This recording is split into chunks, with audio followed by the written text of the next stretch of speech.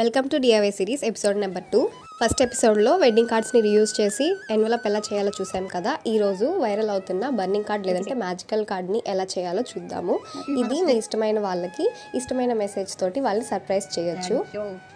దీనికి back side మనకి plain ఉంటుంది కదా, ఆ పార్ట్ తీసుకుంటాము. ఈ విధంగా నీట్గా డైమెన్షన్స్ అన్ని డ్రా చేసుకొని పెన్ నైఫ్తో కానీ పేపర్ కట్టర్తో కానీ ఈ విధంగా కట్ చేసుకోవాలి. సెంటర్లో ఉండే ఈ రెక్టాంగిల్ షేప్ వరకు. తర్వాత కార్నర్స్ కూడా ఉంటాయి, వాటిని కూడా మనం కట్ చేసేసుకోవాలి.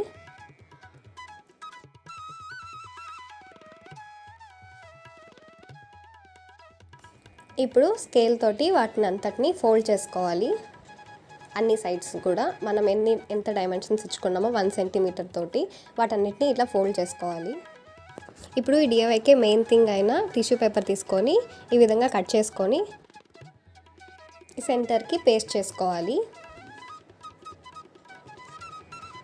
ఆ తర్వాత ఇక్కడ నేను మదర్స్ డే వస్తుంది కాబట్టి సింపుల్గా హ్యాపీ మదర్స్ డే అని చెప్పి రాస్తున్నాను. ఇది కావాలంటే మీకు ఇష్టమైన ఫొటోస్ కానీ లేదంటే హ్యాండ్ రిటన్ నోట్ కానీ ఏదైనా సరే మీకు ఇష్టమైన విషెస్ ఏదైనా సరే రాసి మీరు ఇలాగే పేస్ట్ చేసుకోవచ్చు.